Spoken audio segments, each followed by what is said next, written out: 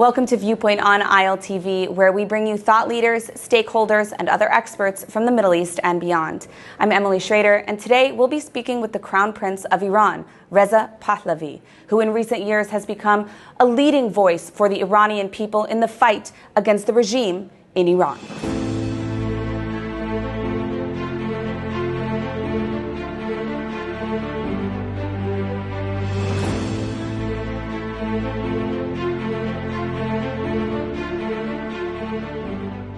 Your Highness, it's an honor to have you with us. The Crown Prince of Iran, Reza Pahlavi, thank you for joining us today.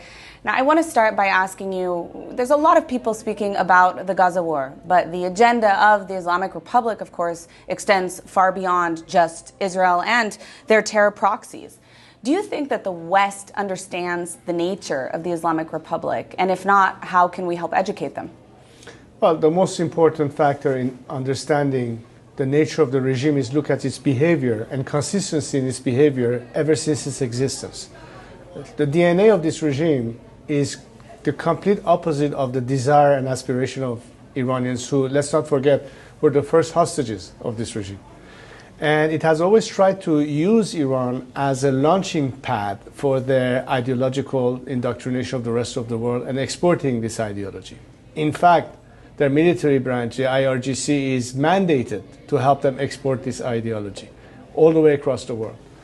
And of course, the proxy war is also one way that they keep the focus away from themselves, engage in regional conflicts, and the regime has always fomented instability in order to keep itself in power, repression at home and conflict abroad. So I think if you look at the past 40 years, and my biggest criticism of the basic flaw in Western governments' analysis or policy vis-a-vis the regime was because it was based on a false premise of behavior change as a goal. And if you look at everything that followed, whether they were using diplomacy or strength in terms of carrot and the stick approach, as we say, and it was based on behavior change. Whereas we have always argued that the only solution is actually an end to this regime and not expecting any behavior change from them. So I think by the passage of time, it appears like this understanding is becoming a bit clearer. But is it necessary to simply understand? I think the next steps have to be taken. You cannot expect for this evil regime to disappear by itself. You need to actually put an end to it. Now, I always argue that this is a campaign of Iranians, by Iranians at home, but they deserve to have some support because all these years they had no supports whatsoever. And there are ways to achieve that, not by means of foreign intervention or military attacks, but by means of invigorating and equaling the playing field for Iranians to be able to overcome this regime. But why is it in the benefit, in the best interest of the free world as well? We're not asking them to shed a tear for us out of compassion.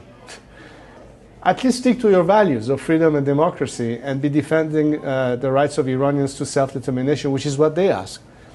But you need to help them the same way we help many dissidents in other countries overcome their dictatorial system, authoritarian system. And it's consistent with the same approach, that if you believe that Iranians deserve to have the same freedoms that you as Westerners enjoy in your countries, then don't let them be thrown under the bus by cutting a deal with this regime that represses them, that kills them, that tortures them, that executes them, that shoots bullets into the eyes of their young people, and instead say, we are in solidarity with you, we will help you overcome. I think that has to be the major shift in attitude, because staying within the status quo and hoping by miracle to have a change of behavior is a total waste of time. And as we're getting more critically close to the red line of nuclear threat, and we don't explore an opportunity of having change before resorting to more dire measures, that would be such a historically criminal thing to do. And Iranians are saying to the whole world, we are on your side, why don't you come and help us? Now, you've spoken quite a bit about maximum pressure on the regime and maximum support for the Iranian people, as you alluded to in the previous question. I'm wondering what that actually looks like in terms of policy. What can the West actually do to have policies that will support the people and promote regime change? The most important thing, considering not the desired outcome, as we've seen either in Afghanistan or Iraq, is to understand that change in Iran is not going to be tantamount to another failed state. Because the Iranian people are ready for that change, and have demonstrated their capability if given the chance. That's the whole premise of our argument, that Iranians are ready for change. That if we have a scenario whereby we can guarantee the maximum defections of elements stuck with the regime that don't believe in this regime any longer, and they want to be part of the solution, that's the best way to guarantee a smooth transition without having, at the end of the day, post-regime, a situation of anarchy and disorder. So it's a controlled implosion with an actual game plan, with a transfer of authority and transitional governance, which is part of my campaign and what I'm trying to explain. So we can get to a point that Iranians can finally say, now it's up to us to decide for ourselves. We have a mechanism, we have a process, and we have, beyond the obvious liberty, freedom, democracy, and what have you, but a roadmap to recovery, that the country has the opportunity to now bring in foreign investment, address the issue of employment, job creation, everything that economically makes sense to the average person on the streets, because the rest is all motherhood and apple pie. But how do you actually translate it to something that is beneficial, not only for Iranians, but for those who will benefit from it? So it's a win-win scenario. That makes much more sense than hoping that this regime, with its corrupt mafia in charge, continuing its proxy wars, is going to offer any better solution than it had in the past 40 years. There has to be that change of paradigm. When it comes to the state of Israel, there have been some voices within Israel who have advocated for separatism as a means of weakening the regime. Now, of course, this isn't the case. In a way, it actually strengthens the regime. This is a conspiracy that the regime itself has spewed for years in order to, cut down the dissidents and undermine them, saying that people want to divide Iran. Why is separatism wrong? Why is this actually a way of strengthening the regime? Well, first and foremost, to give the regime an excuse to crack down even more in the name of, protecting the land. But Iranians in nature are proud of their past and history. Iran was a melting pot long before America became an example of it in latter years. For centuries, we had ethnic groups, different religions live under the same roof side by side and in peace. That was the nation state that Iran was for centuries. And to this day, especially when you look at the Mahsa Amini situation and the revolution, in the four corners of Iran, they were treating it as a national cause. It was not a Kurdish issue or an Azerbaijani issue and so on and so forth. Now, there are separatists. I believe that the numbers are minimal. There are fringe arguments, but they're given too much a platform, and that's dangerous, and I tell you why. Because Iranians will hesitate when they think that there are certain governments or other forces at play that will be encouraging this kind of separatism, and Iranians are proud of their land is sacred, and there's a reason why you have a sense of national identity. There's a flag that represents a nation, and that's our red line anyway as nationalists. And we believe that we don't need to get there, because I'm not saying that ethnic groups have not suffered at the hand of this regime. But what Iranian is left in Iran that hasn't suffered on this regime? You have suffered because of your ethnicity, you have suffered because of your faith, you have suffered because of your sexual orientation, you have suffered because you're just a woman and treated as a second-class citizen. This is the doing of this regime. That's not Iran. That's not what is in the heart of every Iranian, that respect one another, that don't care whether you're Muslim or Jewish or Zoroastrian or atheist. They don't care whether you're leftist or rightist, so long as you observe the rules of the game and democracy and respect and mutual tolerance.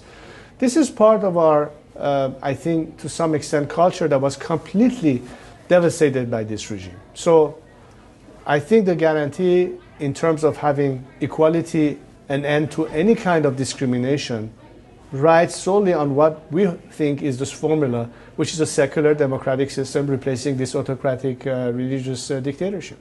Now, you spoke at the Israeli-American Council Conference calling for peace and cooperation between the State of Israel and a future free Iran, even a Cyrus Accords as a follow-up to the Abraham Accords. What would a future Israel-Iran relationship look like in a free Iran? A true strategic partnership in the best interest of not just the two countries, but our entire region. Look at the challenges that we face. Not just the region, the whole world does. climate change, economic issues, water shortages, which is a major issue now as far as Iran is concerned. And in fact, part of the reason I traveled to Israel was to talk to Israeli experts that are the best in the world in terms of water management and understanding the challenges and recommendation as to how to deal with it from every aspect, and many other things, technology, industry, innovation, and what have you. I think the whole region will benefit from it, but first and foremost is an element of stability. And if the Middle East has always been challenged by these conflicts that we've had, I think it's important to show and demonstrate that two critical countries in that region can work with one another.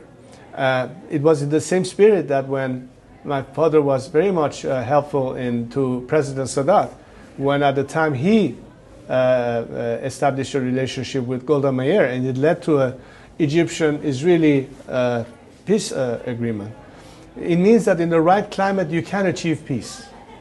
And again, in the same spirit, how could you possibly have stability and peace in a region that you have one element and a terrorist regime that is constantly fomenting conflict?